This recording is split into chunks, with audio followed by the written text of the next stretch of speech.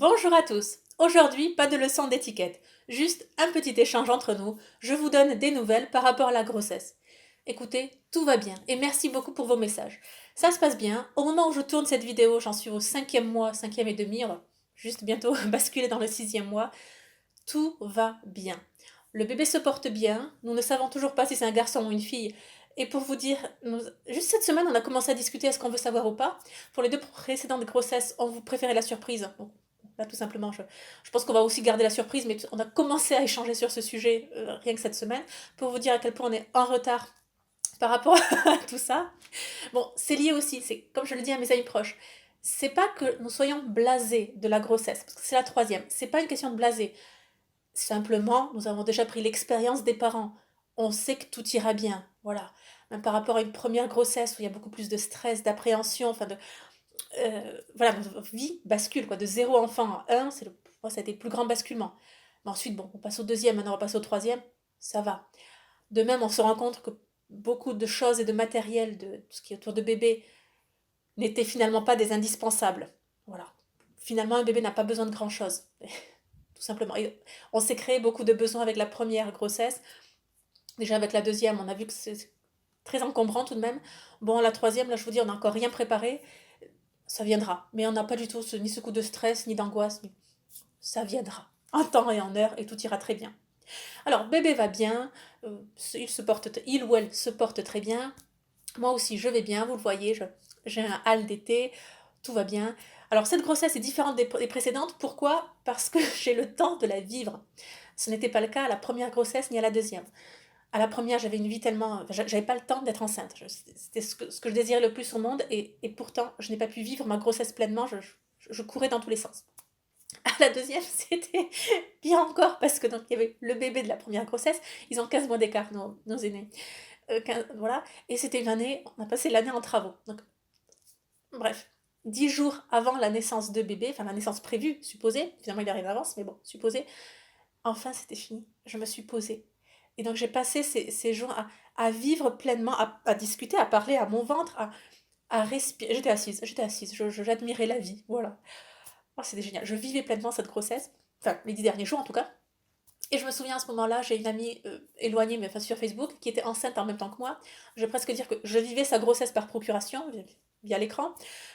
Parce que donc, elle présentait, voilà, aujourd'hui elle a fait écouter du Mozart à son bébé, et puis elle jouait un article, très intelligent d'ailleurs, qui est dit que la musique dans le ventre même de la maman, ça aide, ça. Oui, et tout ça c'est bien, et moi je culpabilisais, je sais pas, moi je suis une mauvaise mère, j'y arriverai pas, j'ai pas le temps d'écouter du Mozart, bon, etc. Bon, là cette troisième grossesse, je me dis, ça va aller, ça va aller. D'autre part, cette troisième grossesse, le premier trimestre, nous étions en confinement. Donc, j'ai eu le temps d'avoir des envies de grossesse, d'écouter mon corps. Qu'est-ce que j'ai envie de manger? Qu'est-ce que j'ai envie de faire? J'avais aucune envie de grossesse lors des premières. J'avais pas le temps. J'avais pas le temps de réfléchir à ce que je voulais, ce que je souhaitais. Donc là, vous dire, ça va très bien. Ensuite, tout ce qui est préparation à l'accouchement. J'ai pas eu le temps à la première grossesse, ni à la deuxième. La troisième non plus, j'avais 2 enfants. Donc je n'ai fait aucun cours de préparation à l'accouchement, à la grossesse, à antidouleur, rien. Comme dit une de mes très très très chères amies, qui regardera probablement cette vidéo, elle utilise beaucoup l'expression, pas tant, y aller au culot, mais elle dit y aller au talent. Voilà. Anna, tu y vas au talent. J'aime beaucoup l'expression. Et alors, bon, c'est quand même facile, écoutez, on est dans la France des années 2020, ultra médicalisée.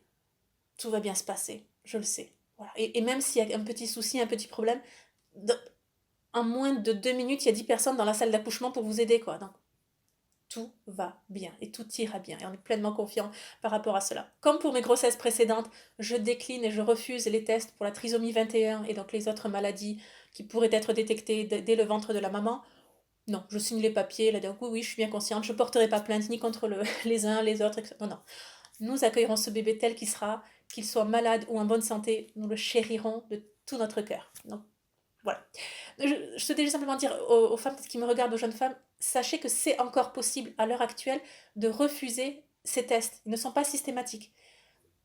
Vous avez le droit. Moi, je fais partie des femmes qui les refusent, avec un immense sourire. Ma gynéco est géniale, elle est très très très diplomate. Elle dit, Madame Cass, voilà, je me dois de vous demander, est-ce que vous souhaitez...